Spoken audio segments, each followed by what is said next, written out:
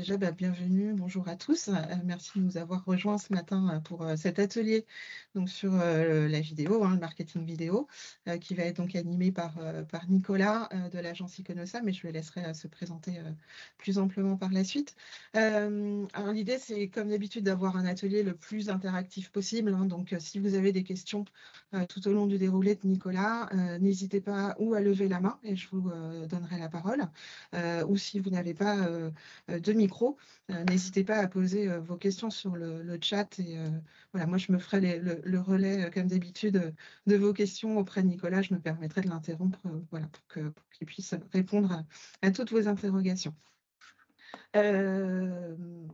Alors, pour ceux qui ne me connaissent pas, parce qu'effectivement, je pense qu'il y a des gens, pour l'instant, dans la liste aujourd'hui, n'ont pas forcément assisté à d'autres ateliers de The Place by CCI 28. Alors moi, je suis Stéphanie, je suis chargée d'accompagnement incubation, donc à The Place by CCI 28, qui est un incubateur de projets innovants.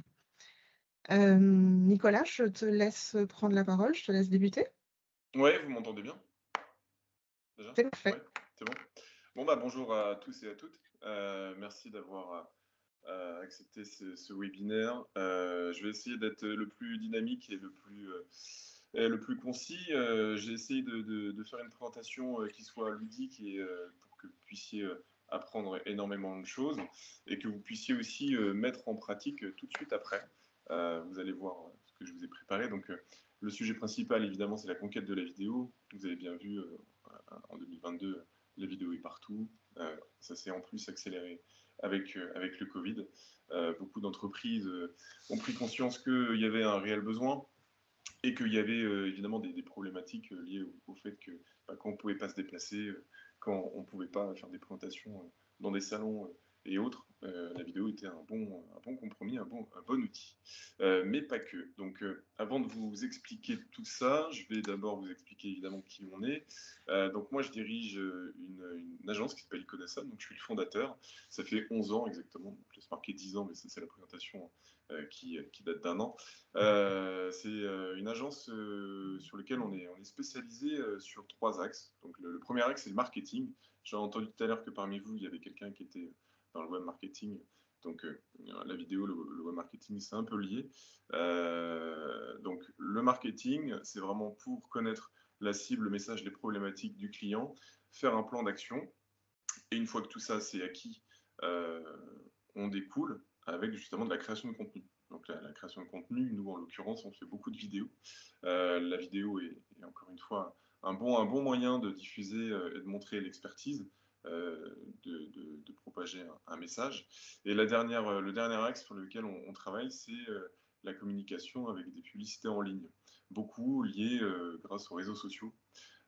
Donc ces 3 axes sont vraiment hyper importants parce que, évidemment, si vous avez des objectifs, et bon, essentiellement toutes les entreprises, voire institutions, ont des objectifs, que ce soit des objectifs de présence en ligne, que ce soit des objectifs de génération de clients, de prospects, ou d'image de marque. Voilà, parce qu'il ne faut pas oublier que communiquer, ce n'est pas uniquement que pour trouver des clients, c'est aussi pour engager votre communauté ou la créer, mais aussi, évidemment, générer des relations et des actions par la suite.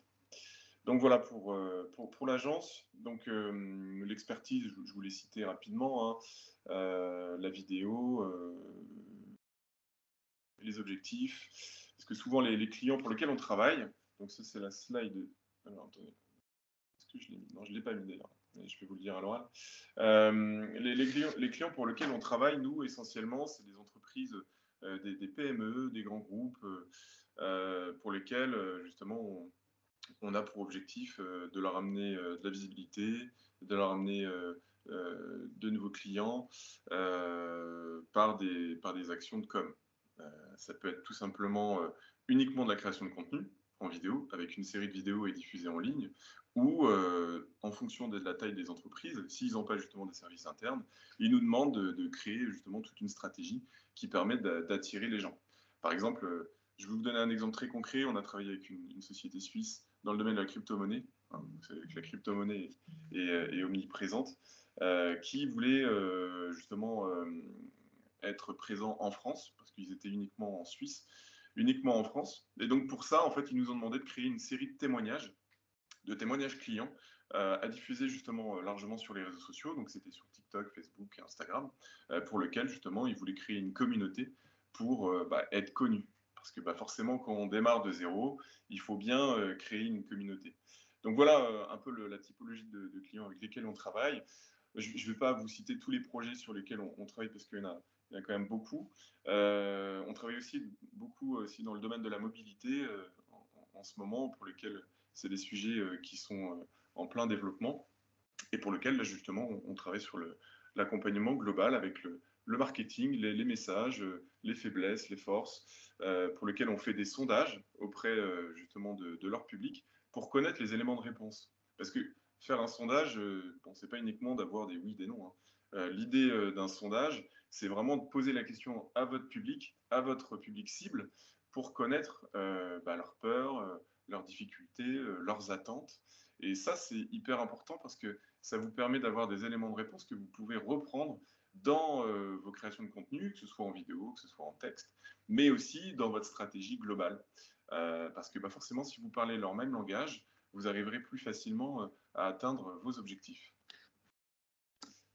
Ensuite, donc comme je vous l'ai dit tout à l'heure, la vidéo est vraiment incontournable. La vidéo est encore une fois partout. On l'utilise aussi bien en ligne, mais aussi bien à la télé. Vous avez pu voir, aussi bien sur de la PLV dynamique. Hein, de la PLV dynamique, pour ceux qui ne savent pas ce que c'est des écrans en fait, qui sont sonores ou non, que vous pouvez trouver soit dans les galeries marchandes, dans les parkings souterrains, mais également dans des salons professionnels. Parce que si, évidemment, vous avez un salon professionnel, vous avez forcément des équipes, mais si les gens passent par là, qu'ils puissent voir rapidement l'expertise que vous leur montrez, bon, ça peut effectivement les intéresser, les attirer. Donc c'est un formidable outil qui permet vraiment plusieurs choses. Juste quelques chiffres. Vous avez forcément déjà vu ou entendu des chiffres comme cela. Il y a énormément en plus de plateformes qui sont créées depuis ces dernières années. Évidemment, avant TikTok, ça n'existait pas, Snapchat non plus. Donc forcément, ça a multiplié la visibilité. 1 million, c'est le chiffre que l'on donne, justement, c'est 1 million de minutes de vidéos sera partagées sur Internet chaque seconde. Donc c'est des chiffres qui sont représentatifs. On voit bien qu'il y a quand même un engouement fort. 80%, ça représentera en fait le trafic en fin 2022. Et 72% des consommateurs préfèrent regarder une vidéo que découvrir un produit ou un service. Vous l'avez aussi vu de votre côté, c'est que les gens se lassent énormément. Et forcément, il faut attirer leur attention rapidement. Nous, on fait souvent des vidéos qui sont assez courtes finalement. On fait même des vidéos qui sont d'une durée de 10-15 secondes parce que forcément, en fonction de la plateforme dans laquelle on transfère ces vidéos, il faut aller vite. TikTok, évidemment, ils ont augmenté leur format là, ces derniers temps, mais c'est des formats quand même assez courts sur lesquels il faut créer un message très vite. Alors, sur TikTok, vous avez, je ne sais pas si certains d'entre vous sont sur TikTok, vous pouvez d'ailleurs le dire dans le chat ou à l'oral, mais sur TikTok, il y a énormément de pubs en fait. Je ne sais pas si vous les avez vus, mais ce n'est pas des pubs comme on peut s'y attendre, avec justement des, je sais pas moi, 70% sur tel produit. C'est un peu plus subtil. Allez voir justement des publicités de compagnies aériennes. Je crois que c'est Transavia qui fait ça, ou Air Ryanair aussi qui fait ça, justement pour rajeunir un peu leur public et essayer de rendre un peu fun leur compagnie. Ils ont fait une grande campagne sur TikTok sur lequel en fait on voit des mises en scène rapides d'hôtesses de l'air ou de collaborateurs qui dansent, qui chantent. Voilà. Mais tout ça en fait, bon, des fois, évidemment, on a l'impression que c'est des collaborateurs, mais c'est pas vrai. C'est forcément des fois des comédiens pour plusieurs raisons, hein, parce que forcément, déjà, c'est pas toujours possible de le faire avec les collaborateurs. Donc, souvent, nous aussi, on utilise des comédiens pour faire le job, hein, tout simplement. Surtout quand il s'agit de s'adresser publiquement et à l'oral. Les collaborateurs, c'est pas qu'ils veulent pas. Souvent, ils sont plutôt volontaires, mais des fois, forcément, en fonction du timing, c'est pas toujours possible. En fonction de la qualité d'élocution que le client veut, c'est pas non plus toujours possible. Donc, il y a des solutions alternatives, hein. Il y a des comédiens qui font ça, c'est leur travail, et qui font ça très bien. Après, on pourrait très bien se dire, c'est du fake, ça ne fait pas partie de l'entité. Oui et non, ça dépend encore une fois de votre positionnement, ça dépend de ce que vous voulez montrer et comment vous voulez véhiculer votre marque. Après, c'est au choix de chacun, je vous dirais. Donc, les usages de la vidéo les plus fréquents en entreprise. Donc, je vous parle en entreprise parce que, évidemment, nous, c'est notre cible prioritaire. Après, ça peut être d'autres choses, hein. Ça peut être des startups, des marques, des institutions, mais globalement, ça reste identique. Donc, pour vous dire que les usages de la vidéo sont assez variés, il y a effectivement tout ce que vous connaissez déjà, hein. Il y a le marketing, il y a commercialement, il y a les formations en ligne, e-learning par exemple, il y a les communications en interne, en externe, les ressources humaines. Donc c'est assez diversifié. Ce que peut-être que vous ne savez pas trop, mais c'est vrai qu'en marketing, ce qui est beaucoup utilisé, c'est les témoignages clients, qui sont énormément utilisés, tout simplement parce que rien de tel qu'un client pour parler de la marque, du produit, de l'expertise, pour véhiculer une forte valeur ajoutée. Parce que moi, si je vous dis, Iconosa, c'est la meilleure agence du monde, venez signer tout de suite, vous allez me dire, ouais, c'est super sympa, mais c'est toi qui le dis. Il n'y a que toi qui le dis. Oui, mais si d'autres, comme des clients, de vrais clients, utilisent leurs mots et leur expérience de projet, forcément, là, vous allez peut-être dire, ah oui, effectivement, là, ça vaut le coup de demander une proposition. C'est un peu ça l'idée des témoignages clients. Donc les témoignages clients, ça peut se faire de plusieurs façons, hein. Pas forcément trop se prendre la tête par rapport à ça. Les témoignages clients, si vous n'avez pas de budget, si de votre côté vous n'avez pas de budget, vous pouvez le faire avec votre téléphone portable.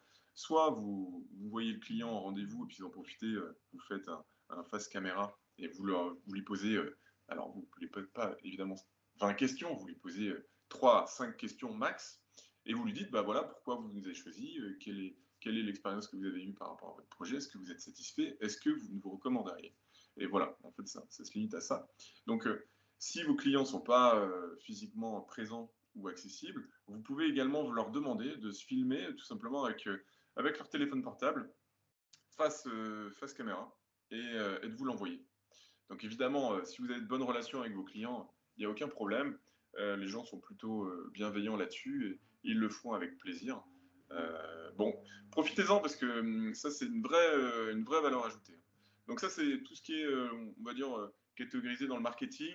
Ça peut être aussi lié à l'événementiel, le marketing, hein, l'événementiel, avec justement des captations d'événements publics ou privés, pour valoriser tout simplement de manière courte les choses que vous mettez en avant. Ça aussi, vous pouvez le diffuser. Les backstage aussi, hein, les backstage. Alors, ce que j'appelle moi les backstage, c'est tout ce que les gens ne voient pas, d'accord? C'est les coulisses. Alors, je ne sais pas si vous connaissez la marque Respire, j'en parle beaucoup parce que moi, je suis beaucoup cette marque.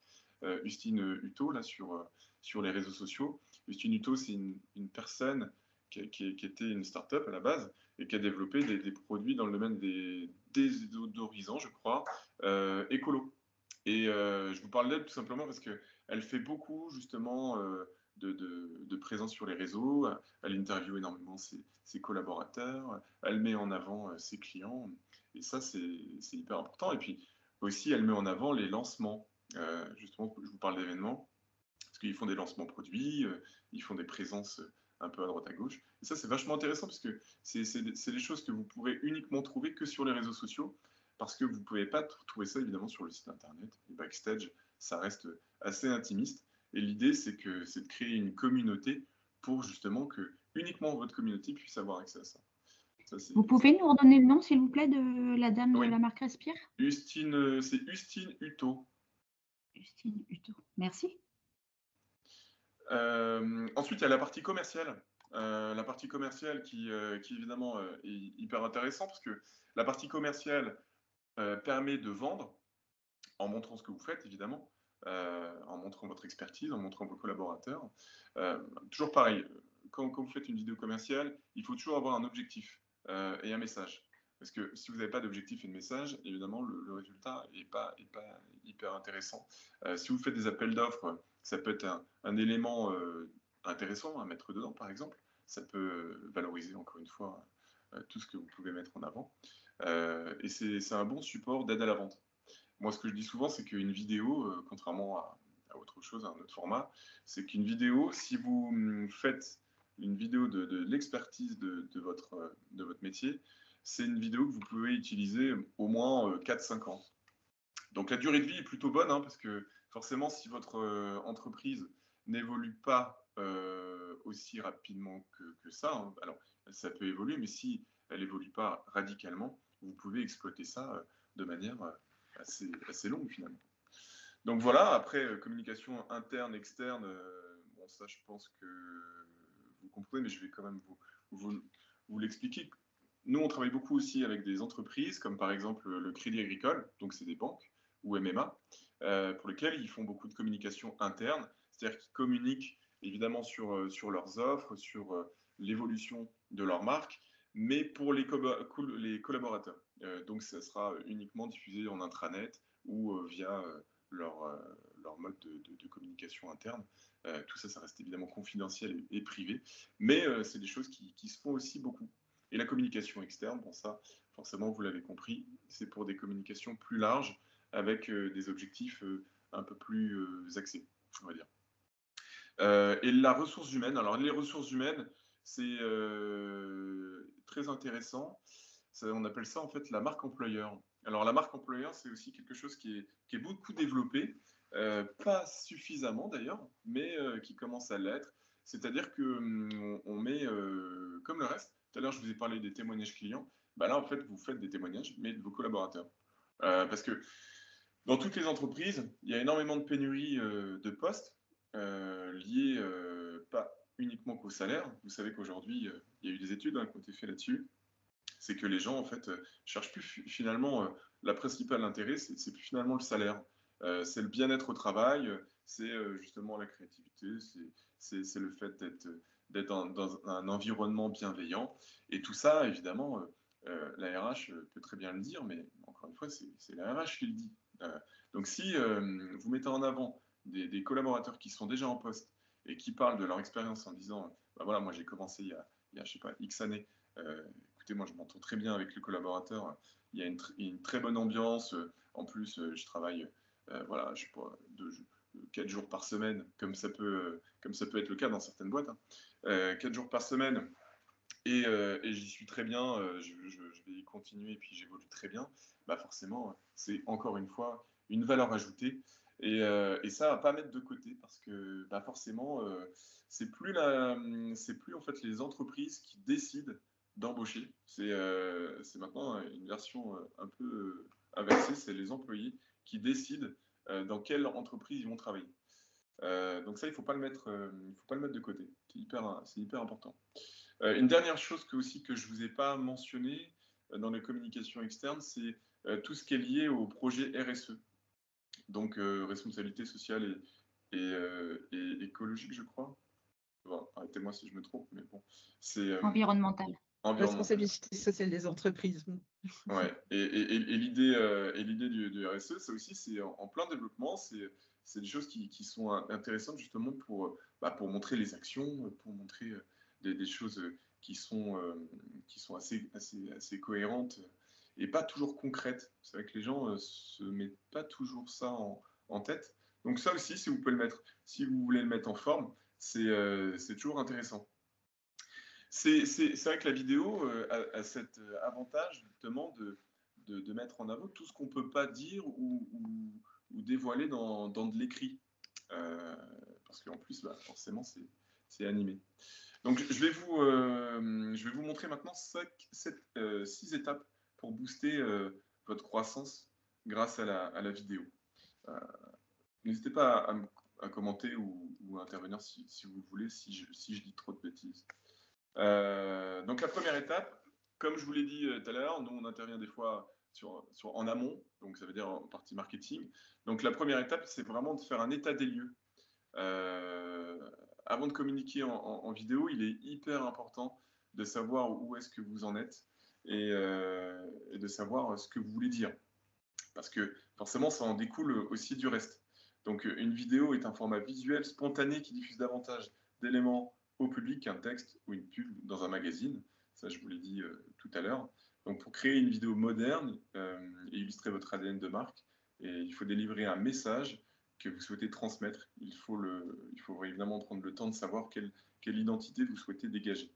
Ça, c'est hyper important parce que c'est un peu comme dans la méthode textuelle. Est-ce qu'on parle aux gens avec le tu ou est-ce qu'on les vous voit? Vous voyez, c'est des choses qui sont peut-être simples, mais qui des fois, on se dit quelle tonalité on prend? Est-ce qu'on prend une tonalité sérieuse, un peu décalée, un peu humoristique? Tout ça, ça a son importance. Encore une fois, ça dépend de votre identité de marque. Hein. Il n'y a pas de règle là-dessus. Il n'y a pas de bonne ou de mauvaise réponse. C'est à vous de voir. Donc, les clés du succès, il y en a 3. Hein. C'est réfléchissez à la vidéo en partant de la stratégie de marque. Intégrer au maximum la communauté de direction dans la construction du plan de construction vidéo. Et le troisième, c'est définir un objectif commercial précis pour chaque campagne vidéo lancée. Donc, l'intégration, évidemment, là, je parle de comité de direction, c'est pour des grandes structures. Pour des petites structures, évidemment, si vous êtes tout seul, ça peut être très compliqué à décider. Mais globalement, il faut quand même se réunir. C'est vrai que dans les grandes structures, c'est toujours par strate, hein, évidemment.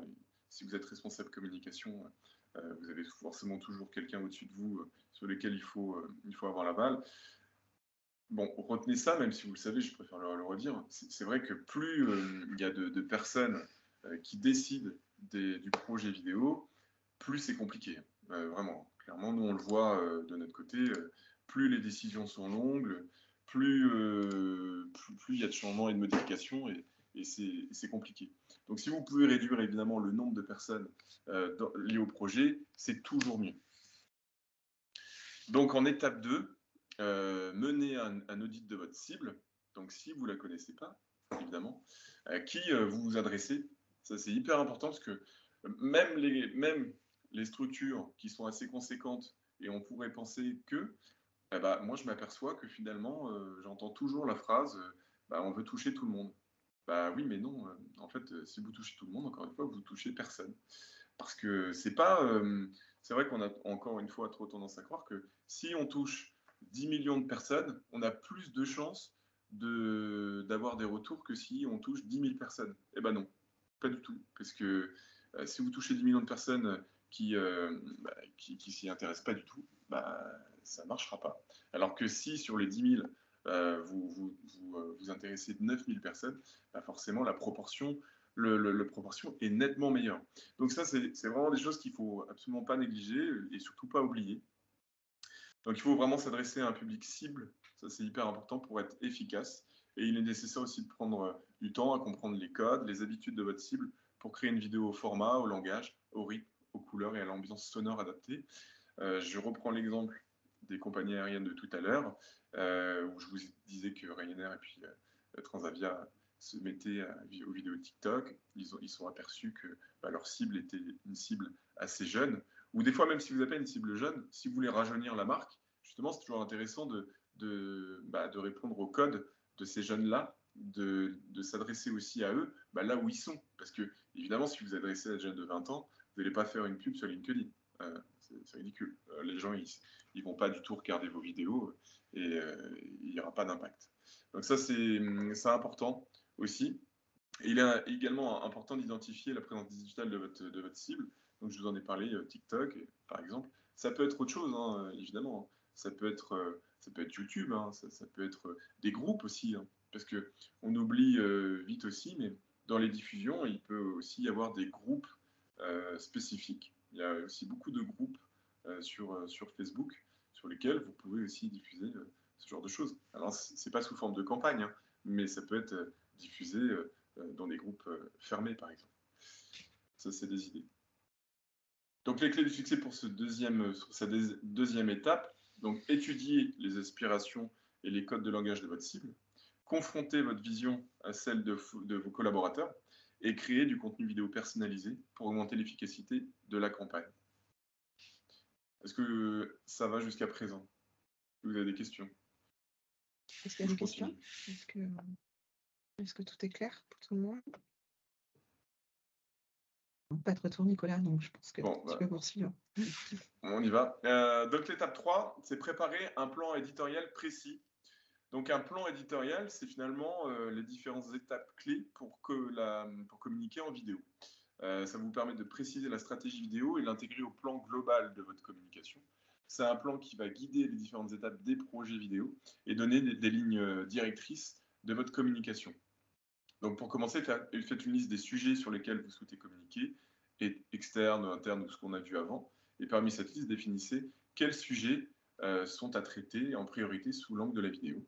Parce qu'évidemment, si vous êtes une entreprise, je prends un exemple, je ne sais pas si vous êtes une entreprise, là on va travailler justement avec un client qui travaille dans le domaine des flacons de vitamines. Ils ont plusieurs gammes et forcément l'idée c'est qu'est-ce qu'on fait? Est-ce qu'on montre toutes les gammes? Est-ce qu'on montre une seule gamme? Parce que forcément dans ces gammes-là, le public n'est pas le même. Dans une gamme, c'est les pharmacies par exemple ou les laboratoires.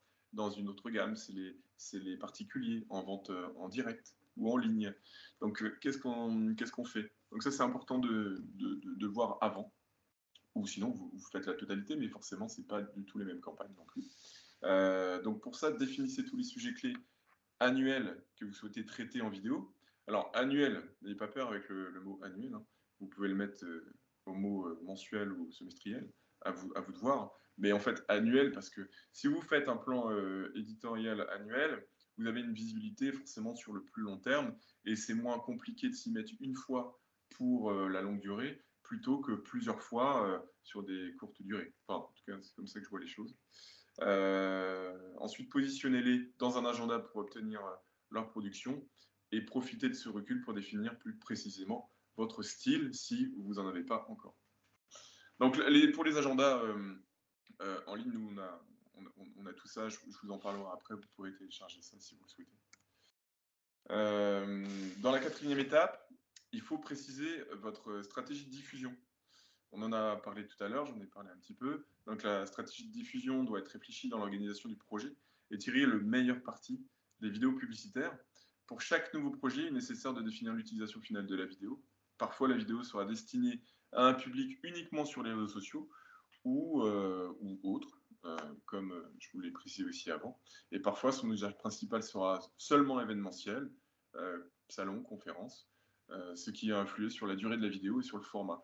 Comme je vous l'ai dit, en fonction de ce que vous en faites et en fonction de ce que vous voulez comme objectif, le format ne sera pas le même. Évidemment, ça peut être des formats sur 10 secondes ou des formats de 2 minutes.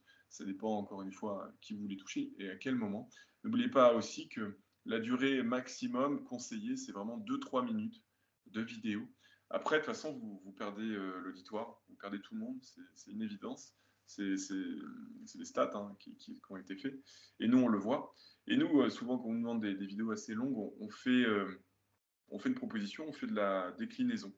On part d'une vidéo d'un grand format et on le décline avec des formats plus courts. Donc comme ça vous permet de pouvoir avoir une multitude de formats différents et de pouvoir les diffuser en fonction de là où vous êtes. Voilà, c'est une solution aussi alternative. Donc pour cette étape 4, donc définissez votre stratégie de diffusion avant de finaliser la conception et démarrer la production de vos vidéos. Donc ça, c'est aussi important parce que là, je vous parlais de déclinaison, mais des fois, c'est compliqué parce que en fait, comme vous pouvez le voir sur Instagram, il y a des stories et en fonction de là où vous diffusez, c'est des fois des formats qui sont verticales. Et en fonction de ça, forcément, c'est tronqué. Vous perdez énormément de matière à droite comme à gauche. Donc ça, il ne faut pas l'oublier parce que forcément, vous allez être frustré. Si vous dites, on a filmé à l'horizontale, mais que finalement, on diffuse à verticale, oui, mais n'oubliez pas, vous allez perdre des éléments. Et à l'inverse, c'est pareil. Si vous filmez avec votre téléphone portable à la verticale, mais que vous voulez un format horizontal, là, c'est pire. C'est encore pire parce que forcément, là, les têtes ou le corps est coupé, si c'est des personnages, et ça ne sera pas très intéressant. Il faudra refaire. Donc ça, faut y penser. Allouez aussi, si possible, un budget et une stratégie média dans votre communication de contenu vidéo. Donc, allouer un budget pub, bon, c'est toujours difficile, on ne sait jamais comment faire. Bon, il y a des procédés pour faire ça. Hein. On dit généralement, en fonction des structures, c'est entre 10 et 20% du chiffre d'affaires. Alors, c'est des chiffres qui sont vrais ou pas vrais. Encore une fois, il n'y a pas de vérité là-dedans, c'est à vous de voir. Mais généralement, ce que j'entends, c'est à peu près 10-15% voilà, de budget lié à votre chiffre d'affaires. Encore une fois, ça dépend de vos objectifs, ça dépend des choses que vous voulez mettre en place, si c'est sur le court ou long terme, à vous de voir. Donc pensez également à segmenter du contenu vidéo, réfléchissez au futur parcours vidéo du spectateur. C'est un peu pareil qu'un site internet. Vous savez, les sites internet justement qui sont conçus pour qu'il y ait une navigation fluide et que les gens aillent là où vous voulez qu'ils aillent. Bah, une vidéo, c'est un peu pareil. C'est-à-dire qu'une fois qu'ils ont vu la vidéo, il faut que vous réfléchissiez aussi au parcours. Qu'est-ce qui va se passer? Qu'est-ce qui se passe avant? Qu'est-ce qui se passe pendant? Et qu'est-ce qui va se passer après? Parce que diffuser une vidéo, c'est super sympa. Hein. Vous allez vous faire plaisir, vous allez montrer votre entreprise, votre expertise, il va y avoir des likes. Bah oui, mais bon, des likes, c'est pas ça qui va rentrer l'argent dans votre porte-monnaie. Hein. Ça va vous faire plaisir, mais c'est tout. Ce qui est vachement intéressant, c'est surtout de se dire, mettez des appels à l'action.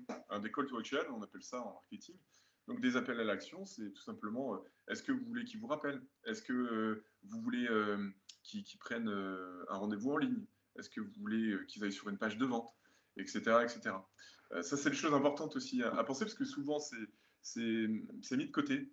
C'est vrai qu'on pense beaucoup à la stratégie et au contenu, mais pas trop après. Donc ça, c'est à pas négliger. Dans l'étape 5, donc je voulais parler un petit peu tout à l'heure, mais je vous préciser. Donc, définissez absolument votre enveloppe budgétaire. Donc, l'enveloppe budgétaire globale, vous pouvez la définir, par exemple, pour des lancements produits, des web-séries, des témoignages clients. Prioriser les sujets, les vidéos qui vont jouer un rôle majeur dans votre stratégie de communication et ceux qui sont absolument indispensables. Parce que c'est vrai que quand surtout on démarre une entreprise ou une start-up, on veut faire beaucoup de choses. On a énormément de choses à dire et à montrer, mais forcément, on manque de temps et on manque d'argent. Donc forcément, il faut prioriser. Qu'est-ce qui, à votre avis, est le plus important à montrer et à mettre en place pour que justement, au fur et à mesure, votre communauté soit engagée et que vos clients prennent conscience que vous êtes expert dans votre domaine. Ça, c'est important. Donc, dans cette étape, établissez un classement de l'importance des projets vidéo afin de pouvoir répartir efficacement votre budget annuel. Soyez clair dans vos attentes. Et le troisième point important, c'est communiquer aux agences intéressées une fourchette budgétaire ou à minima votre prix maximal. Alors, je vous parle de ça évidemment quand vous faites appel à des entreprises extérieures. Si vous le faites vous-même, ça compte également parce que même si ce n'est pas de l'argent que vous sortez, c'est quand même du temps et l'engagement que vous mettez à contribution. Et forcément, le temps, c'est de l'argent. Et si un collaborateur fait ça à plein temps, forcément, ça prend aussi du temps. Et ça, c'est quand même à budgéter. Et puis, si vous voulez faire appel à des entreprises comme des agences, il est hyper important d'avoir une enveloppe budgétaire. Alors, c'est vrai que souvent, encore une fois, on me dit, mais si je te donne mon budget, tu vas me laminer et tu vas me mettre le budget maximum. Oui et non, parce que en fait, l'idée de connaître un budget, c'est surtout de savoir qu'est-ce qu'on va faire. Parce que, évidemment, si vous me dites, j'ai 1000 € de budget pour faire un film, forcément, imaginez-vous bien qu'on ne va pas faire un film à la Spielberg. Hein. Ça va être un peu limité. Donc, on va réfléchir à ce qu'on peut vous proposer pour un budget de ce type-là. Évidemment, nous, on fait des packages qui permettent de savoir à peu près quel temps de tournage et de post-production on en a. On a l'habitude maintenant. Mais évidemment, c'est important aussi que vous mettiez ça en tête. Donc, l'étape 6, mesurer les résultats de la stratégie vidéo. Donc, pour mesurer l'impact et l'efficacité de votre projet vidéo, plusieurs indicateurs peuvent vous aider. Il ne s'agit pas seulement de mesurer l'impact de la publication finale, mais aussi de récolter des feedbacks de chaque étape du processus de la création.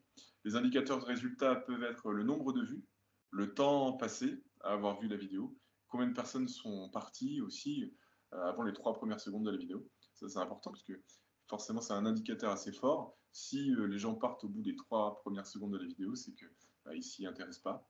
Alors, c'est pas forcément qu'ils s'y intéressent pas. C'est que soit ils s'y intéressent pas, soit c'est pas le bon public, c'est pas le bon public cible. Parce que si forcément vous parlez à des gens qui ont 20 ans et que vous montrez cette vidéo à des gens qui ont 60 ans, bah forcément, ça ne va pas les intéresser et inversement.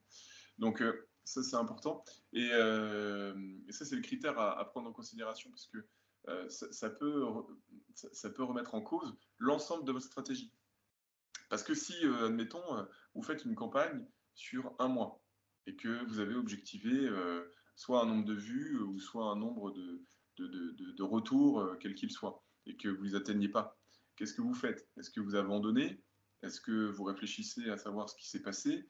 Est-ce que vous refaites quelque chose, on va dire un autre format ou un autre public pour voir justement s'il y a un problème dans cette stratégie? Vous voyez l'idée? Parce que forcément, ça peut être vite décourageant. Parce qu'il y a plein de facteurs qui font que ça peut ne pas marcher. Hein. C'est important. Et des fois, c'est un peu un coup de poker. C'est-à-dire que c'est un peu je paye pour voir. Mais avant de faire le coup de poker, il faut mettre toutes les chances de son côté pour éviter justement je paye pour voir. Parce que forcément, si vous mettez de l'argent sur la table, c'est qu'il y a un objectif quand même attendu. Donc mettez toutes les chances de votre côté pour mesurer, en mesurant les résultats.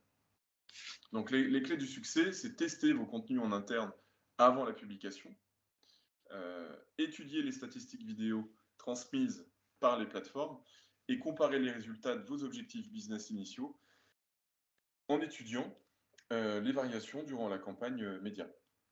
C'est important de faire comme ça et ça permet d'avoir de bons résultats. Est-ce que vous avez des questions avant de passer à la suite? N'hésitez pas, c'est le moment. Moi, j'ai une question. Prendre la parole? Oui.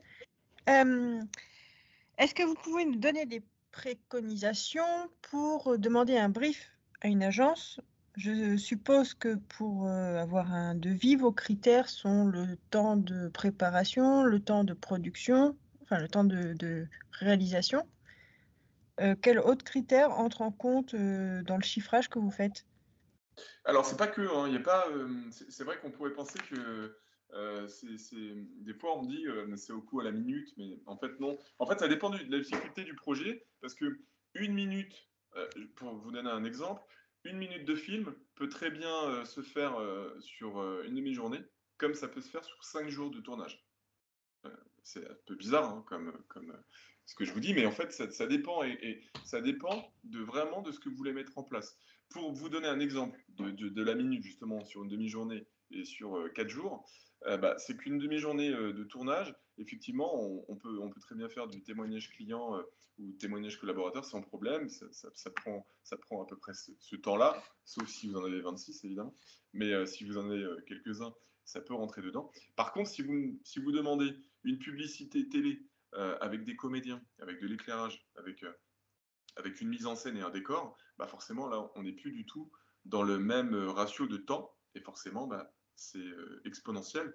Donc, dans les critères qu'on demande, il y a évidemment à qui c'est destiné, quel type de vidéo vous souhaitez obtenir, reportage, pub, événementiel, etc. Donc nous, ça nous aide déjà beaucoup. Et puis nous, on a créé en fait un fichier que je pourrais vous mettre à disposition, un fichier justement type de cahier des charges qui permet d'être pré-rempli et comme ça, vous pouvez avoir un fil. Nous, on peut avoir un fil conducteur beaucoup plus intéressant. C'est bon pour vous? Oui. D'autres questions? Pardon. D'autres questions? Bon, alors je vais passer à la suite. Donc, comment bien préparer votre aventure visuelle en vidéo en autonomie? Parce que c'est aussi l'intérêt, hein, c'est que je vous dise pas appelez-moi et puis on va signer demain. L'idée, c'est que vous puissiez aussi vous essayer à la vidéo et faire des choses aussi de vous-même. On a tendance à penser que c'est pas possible. Alors, c'est possible dans une certaine mesure, hein, je ne vais pas vous le cacher, hein, forcément.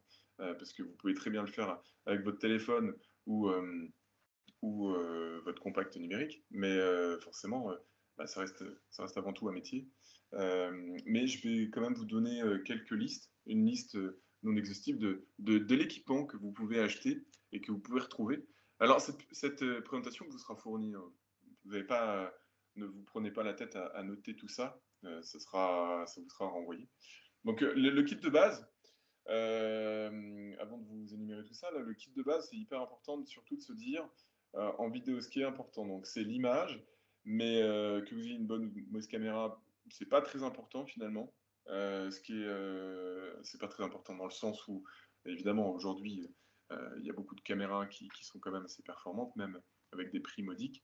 Mais ce qui est important surtout à bien prendre en compte, c'est évidemment le son, parce que si vous avez une bonne image, mais que le son est mauvais, bah, c'est pas génial, le rendu sera pas top. Même si vous filmez avec votre smartphone, il existe maintenant des micro-cravates qui puissent être connectées directement avec le téléphone. Ça, faut pas l'oublier. Et la lumière aussi. Et la lumière est hyper importante parce que, je sais pas si vous le voyez, alors moi je me vois pas beaucoup là, mais je sais pas si vous le voyez là, mais en fait je triche parce que j'ai mis un spot à ma droite là. Je sais pas si vous le voyez, là, je vais l'éteindre. Je sais pas si vous voyez là la différence entre avant et après là. Je l'ai éteint et là je le rallume et Ouais, du effectivement. coup ça fait une petite tonalité intéressante parce que bon là je suis face à des vitres, des fenêtres, mais quand bien même des fois c'est sombre et on voit pas bien. Et c'est un peu pareil en vidéo, c'est-à-dire que pour bien voir un personnage, il faut ce qu'on appelle déboucher les ombres et il faut utiliser un éclairage. Si vous êtes évidemment face à la lumière, le personnage sera tout noir. Si par exemple vous êtes dos à la lumière mais qu'il est plein de face avec la lumière, il va être ce qu'on appelle cramé, c'est-à-dire qu'il va être tout blanc. Donc tout ça, c'est des choses à prendre en considération. Et c'est pour ça que ce kit que je vous ai concocté, là, je pense qu'il est pas mal. Que vous ayez un iPhone ou un Samsung ou autre, bon, peu importe. Mais quand vous avez les dernières générations de téléphones, maintenant on peut filmer en plus en 4K. Bon, faites attention aussi à la place parce que filmer en 4K, c'est super sympa, mais c'est pas toujours une nécessité. Parce que déjà, premièrement, si vous, ce qu'on appelle cropper, donc je vous mets dans l'image, il n'y a pas de réel intérêt, sauf si vraiment vous voulez le diffuser sur un grand écran. Là, il y en a un. Mais sinon, c'est pas très intéressant. Ça dépend encore une fois des conditions de tournage. Si vous filmez évidemment au coucher du soleil avec une basse lumière, là c'est effectivement pertinent. Si vous filmez en plein jour, ça l'est pas toujours. Surtout que ça prend beaucoup de place. Hein. Faut pas le négliger.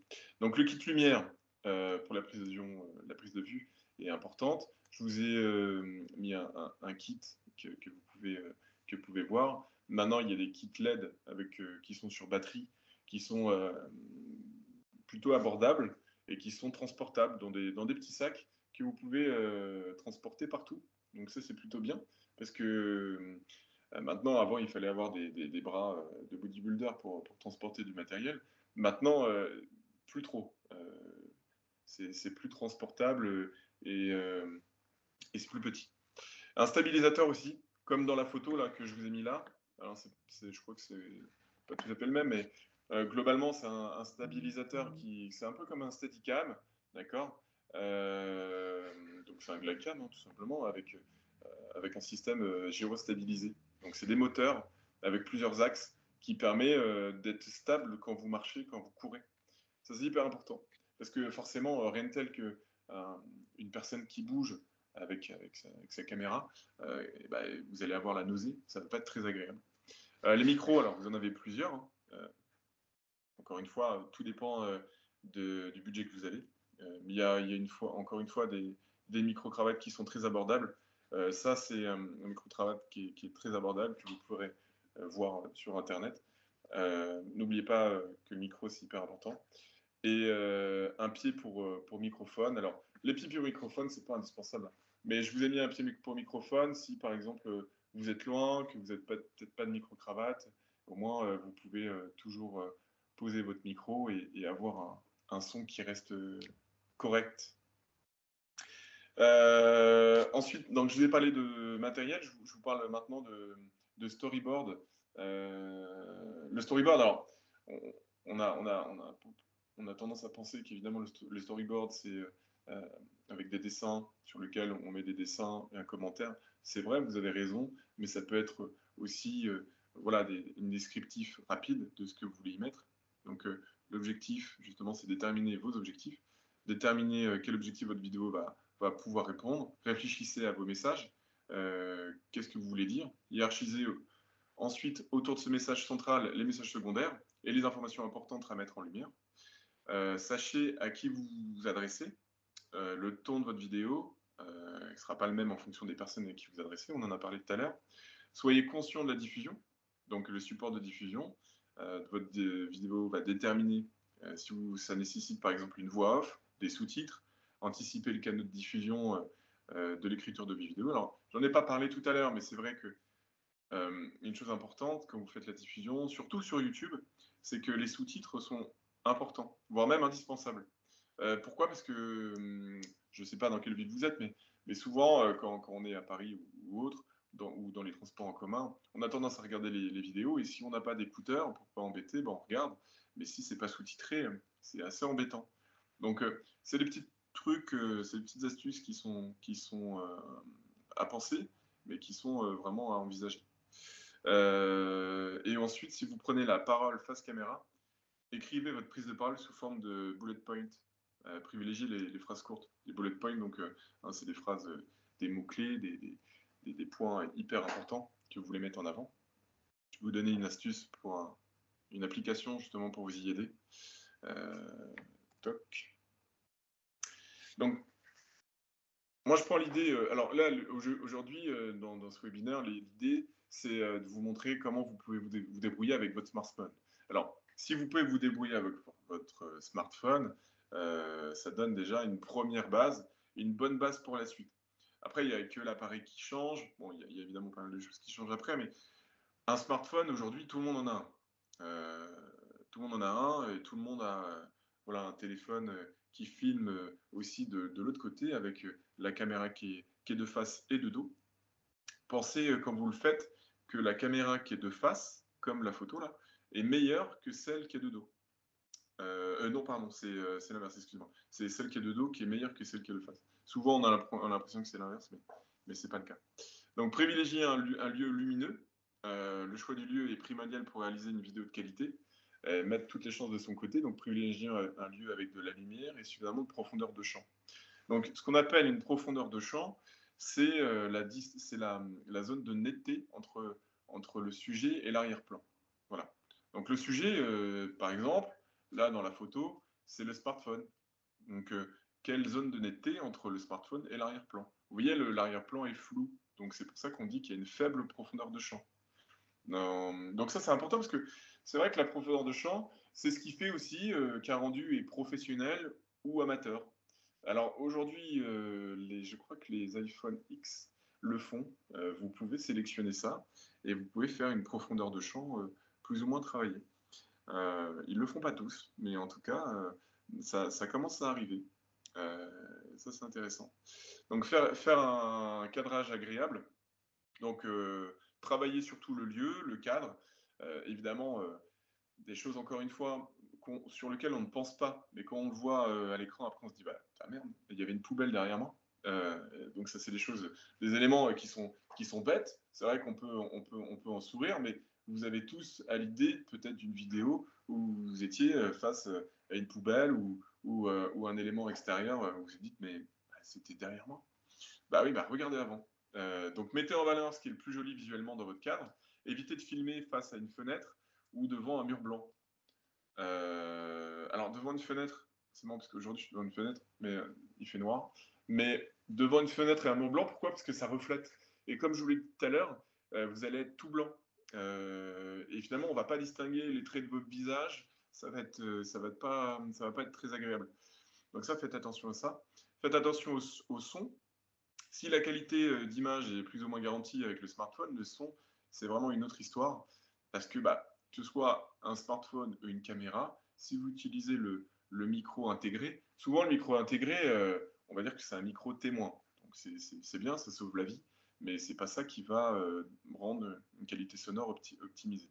Donc, pensez à vous équiper d'un micro-cravate pour éviter les mauvaises surprises. Ensuite, diversifiez vos plans. Donc, pour réussir vos vidéos, n'hésitez pas à diversifier vos plans. Dans un cas d'une interview, par exemple, vous pouvez faire des plans de l'environnement pour dynamiser votre vidéo. Donc, nous, on appelle ça des plans de coupe. Donc, des plans de coupe, c'est tout simplement vous filmez, par exemple, pour une interview, vous filmez le protagoniste, d'accord? Donc, face caméra.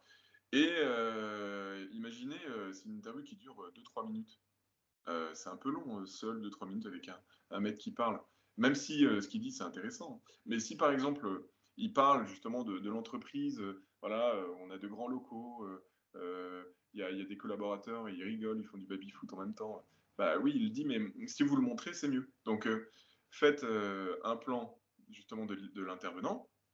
Et après, une fois que vous avez fini ça, vous faites d'autres plans additionnels avec votre téléphone, justement, des gens, des collaborateurs, en fait, les sujets qui sont liés évidemment à ce qu'il dit. Voilà. Comme ça, vous pouvez entrecouper au montage. Et ça rend beaucoup plus dynamique et beaucoup plus vivant. Donc, parler face caméra. Alors, parler face caméra, que ce soit pour vous hein, ou pour d'autres, c'est vrai que parler face caméra, c'est toujours intéressant. Parce que, par exemple, déjà, premièrement, vous pouvez le faire n'importe quand. Si c'est vous qui vous occupez, vous êtes tout seul. Donc, si vous êtes au bureau, vous pouvez le faire. Si vous êtes en extérieur, vous pouvez le faire. Regardez d'ailleurs sur YouTube. Moi, je me suis essayé pendant un mois, tous les jours, à faire une face caméra pour donner des astuces. Vous regarderez si ça vous intéresse. C'est pas un exercice évident, mais il y a des petites astuces que je vais vous donner juste après. Donc, écrivez vos prises de parole sur une feuille, inscrivez sous forme de bullet point, encore une fois, les idées, les grandes idées. N'écrivez surtout pas tout, c'est un pense-bête, et pas un texte récité. Il n'y a rien de pire qu'un texte récité. C'est comme avoir un prompteur. On me dit, bah, vous n'avez pas de prompteur. Alors, si, on a des prompteurs, mais en fait, un prompteur, c'est bien, mais comme ça peut être néfaste. Parce que beaucoup de gens qui n'ont pas l'habitude, ils lisent ce qu'ils disent. Ils ne donnent pas d'intonation. Vu que ce n'est pas des comédiens, évidemment, c'est compliqué de s'y mettre et de se mettre dedans. Ça prend du temps, hein, ça prend beaucoup de temps. Et c'est vrai que quand les intervenants, des fois, sont pressés, le prompteur, c'est pas un garant forcément de rapidité.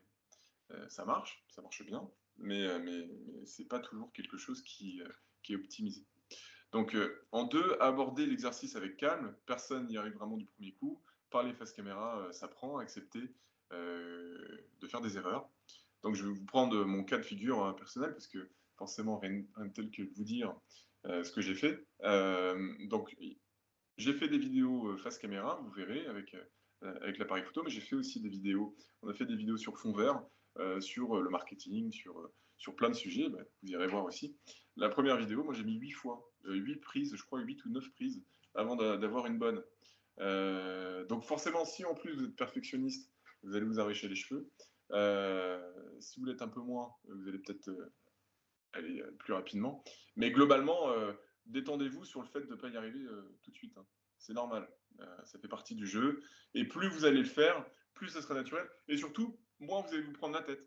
Parce qu'en fait, les trucs du départ, vous allez dire, bah ouais, mais j'ai les cheveux, c'est comme ça, mais ouais, mais j'ai mes cheveux, c'est comme ça.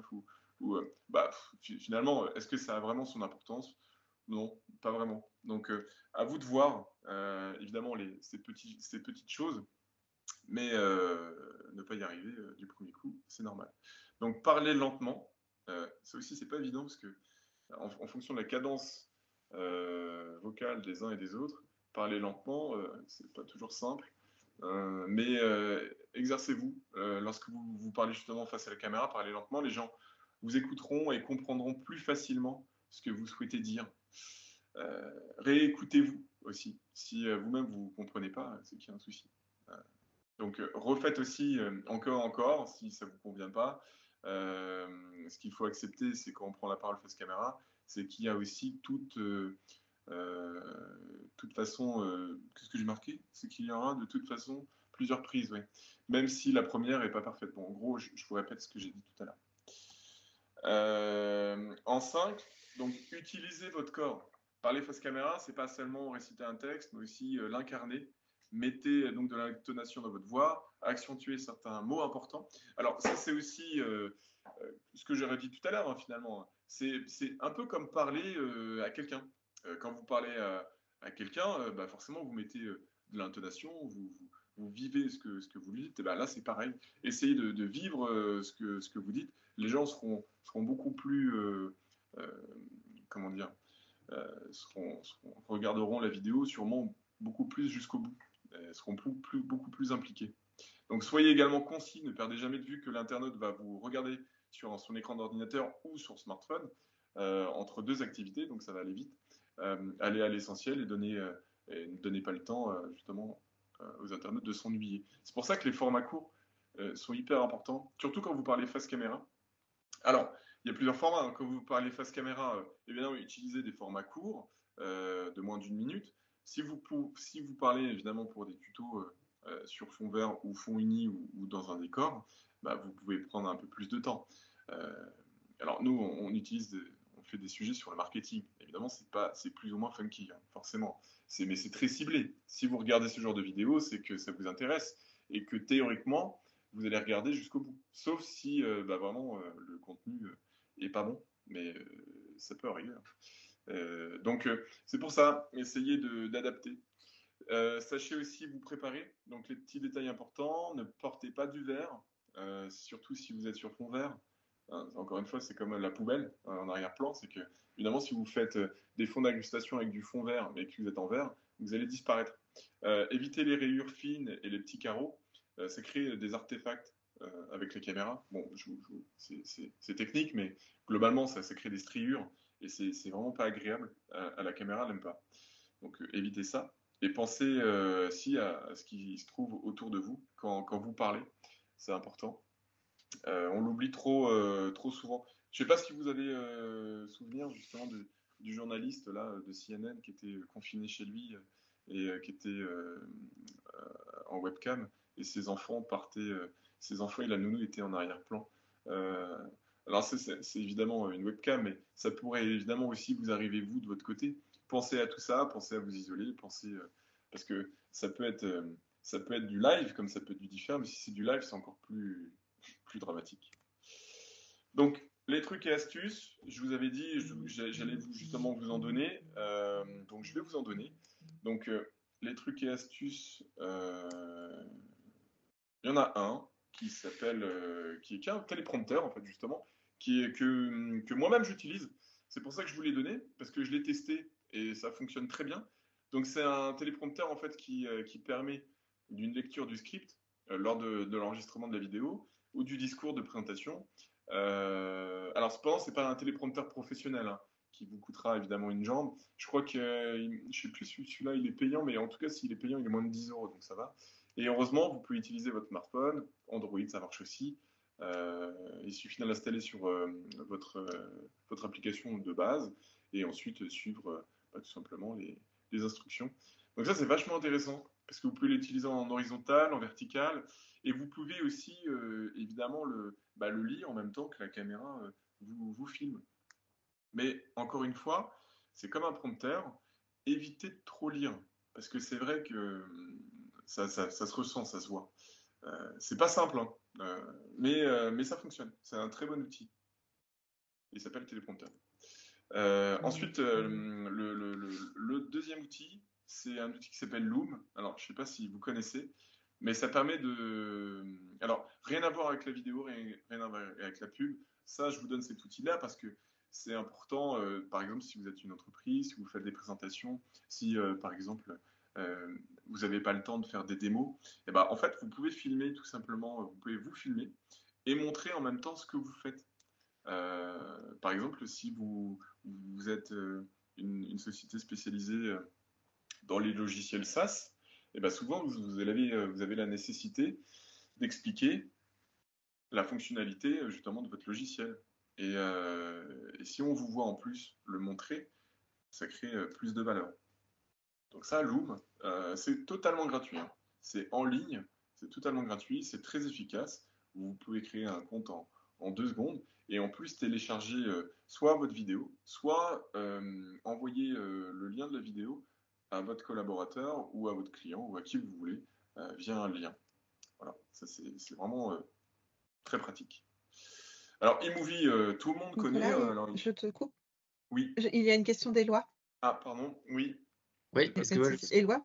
ouais, une petite question sur Loom, parce que j'avais déjà essayé d'enregistrer mon écran, alors c'était une autre solution, mais du coup au niveau de la qualité de la vidéo, Loom c'est plutôt bon. Loom, c'est très bon. En fait, il suffit d'avoir une bonne connexion. C'est toujours pareil. Il faut avoir une très bonne connexion Internet. Mais Loom, c'est très bon. Hein. Essayez. Hein. De toute façon, Ouais. vous perdez pas votre temps parce que déjà, c'est gratuit. Et puis en plus, c'est vraiment accessible pour tous. Donc ça, c'est vraiment bien. Non, Loom, je recommande à 400%. Ok, ça marche, merci beaucoup. Donc eMovie, je pense que tout le monde connaît eMovie. Je vous l'ai remis parce que bon, eMovie, en fait, c'est un logiciel qui se renouvelle assez régulièrement. Il y a une version payante, une version gratuite, mais globalement, quand vous êtes amateur et que vous voulez vous mettre à la vidéo et au montage vidéo, c'est vraiment très simple.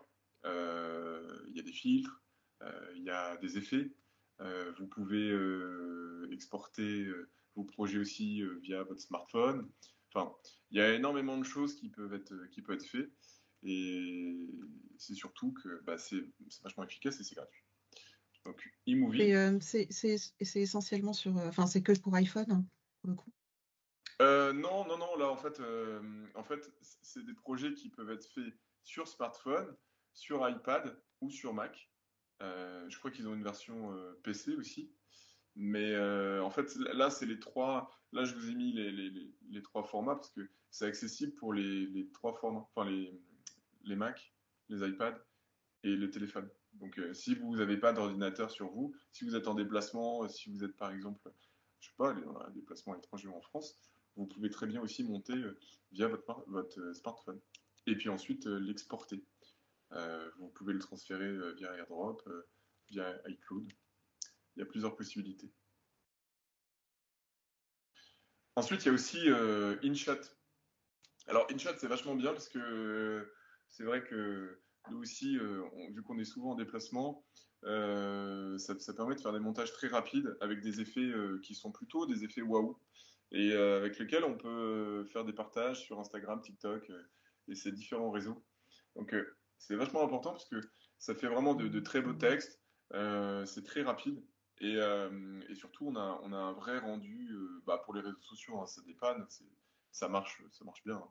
Donc InShot, pareil, vous avez une version gratuite et ensuite vous avez une version aussi payante. Alors les versions gratuites, c'est accessible pour la majorité des fonctions et pro, bah, forcément, vous pouvez rajouter des fonctions complémentaires en fonction de ce que vous voulez faire. Alors ça, je pense pas que vous soyez beaucoup à connaître ça, sauf si vous commencez à bien manipuler les montages vidéo et que vous y intéressez beaucoup. C'est Epidemic Sound. Donc Epidemic Sound, c'est tout simplement une source, une banque audio qui permet d'avoir des vidéos, enfin des sons de qualité. On a tous souvenir des vidéos publicitaires au cinéma où justement les musiques c'est des musiques d'ascenseur, des musiques qui sont vraiment pas belles. Et bah, là justement, grâce à Epidemic Sound, on enlève justement toutes ces musiques d'ascenseur qui sont dépassées et qui sont pas du tout intéressantes. Vous avez plus de 30 000 morceaux au catalogue, je pense que ça va aller. Alors attention, parce qu'évidemment, là c'est un abonnement, forcément c'est pas gratuit, c'est vraiment des artistes, c'est vraiment des gens qui sont compositeurs, qui mettent ça en place et qui mettent ça sur la plateforme. C'est sous forme d'abonnement annuel. Mais une fois que vous avez payé l'abonnement annuel, vous pouvez en bénéficier tout le temps, sans interruption. Voilà, il n'y a pas de limite de téléchargement. Donc ça, c'est plutôt bien. Vous pouvez essayer, hein. Il y a aussi un essai gratuit de 30 jours. Donc si ça vous tente, inscrivez-vous. Je ne pense pas qu'il puisse avoir l'obligation de rentrer ses cartes bleues pour ça, mais essayez, allez voir.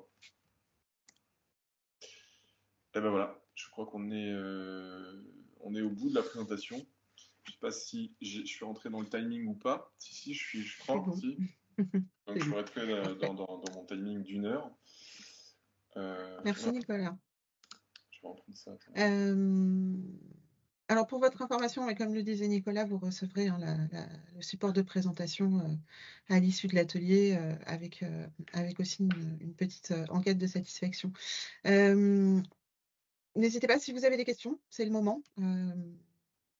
Des questions en suspens, des choses sur lesquelles vous voulez revenir. N'hésitez pas à prendre la parole. Moi, j'ai une question. Oui. Pardon. On a utilisé Microsoft Teams là pour faire cette visio. Oui. On peut enregistrer la visio. Est-ce que c'est un choix d'avoir choisi Microsoft Teams du fait de leur qualité, ou est-ce qu'il y a d'autres, par exemple Zoom ou Google Meet sont tout aussi propres pour faire de l'enregistrement vidéo en visio? Alors là, très honnêtement, c'est parce qu'on utilise Microsoft Teams au niveau de la CCI 28, donc c'est par rapport à l'outil qu'on utilise en interne. Je ne sais pas si Nicolas, tu as un avis. Alors je connais Zoom aussi, je ne sais pas ce que ça vaut au niveau de l'enregistrement vidéo. Zoom, c'est une plaie absolue. Moi, je l'utilise, alors pas pour faire des webinaires, mais souvent des conférences ou des réunions. Et c'est une plaie absolument pour partager des documents. Alors, pour partager des documents, ça va, mais c'est surtout pour que l'autre personne partage. Des fois, moi, ça fait longtemps que j'ai pas trouvé comment on faisait. Moi, je préfère. Ouais, Teams, c'est pas mal. Et puis, c'est Google Meet, c'est ça? Oui. Qui est pas mal. Bon, Zoom, ça dépanne. Hein. Mais Google Meet est nettement mieux, je trouve. D'accord. Merci. Et sur Teams, pour le coup, je vous confirme, enfin, j'ai pas utilisé moi spécialement d'autres outils, mais la qualité vidéo derrière est intéressante et je trouve que c'est un outil assez puissant aussi. Peut-être que Frédéric Rousseau, tu as un avis un peu plus éclairé là-dessus. Est-ce que tu veux intervenir? Oui, pourquoi pas. Alors effectivement, on a énormément de solutions sur le marché. Moi, en tant qu'utilisateur, je teste beaucoup de solutions. Moi, ce que j'ai retenu sur Zoom, mais avec un compte pro, on a un potentiel de paramétrage, de partage, de gestion de l'animateur qui est vraiment très intéressant. Et puis, on peut plus facilement gérer tout ce qui est pollution du chat ou avec des sons parasites qu'on peut avoir dans Google Meet ou dans Teams. Mais très clairement, c'est efficace quand on a la version pro. Après, il y a d'autres solutions aussi open source. Hein, faut pas rester fermé sur ces trois-là. Je vais vous donner une liste, il y en a énormément. Mais voilà. Et regardez peut-être aussi du côté de l'open source chez Framasoft. Il y a des solutions intéressantes aussi. Donc voilà. Merci Frédéric. Est-ce qu'il y a d'autres questions?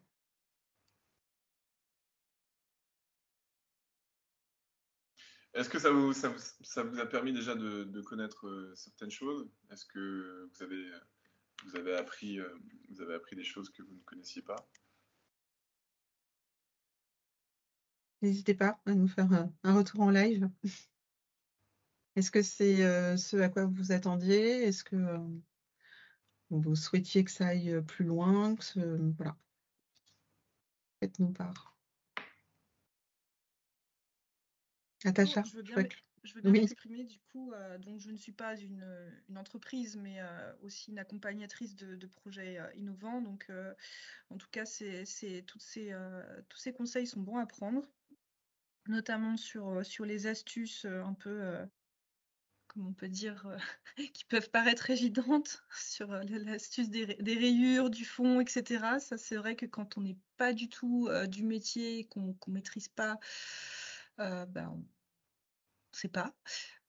Et puis on ne se rend pas compte, la tête dans le guidon. Et puis aussi, c'est vrai que moi j'ai bien aimé ce que vous avez, tous les liens que vous avez donnés à la fin, qui permettent de travailler avec des outils pro ou semi-pro, payants ou non. Donc ça aussi, c'est du plus aussi pour nous et en tout cas pour rendre service au projet quand ils ont des besoins particuliers. Donc merci. Merci Natacha pour ce retour. D'autres D'autres remarques, d'autres avis? D'autres questions, hein, si entre-temps, il y a d'autres choses que vous souhaitiez aborder? Non? Donc c'était clair pour tout le monde, c'est ce que vous attendiez et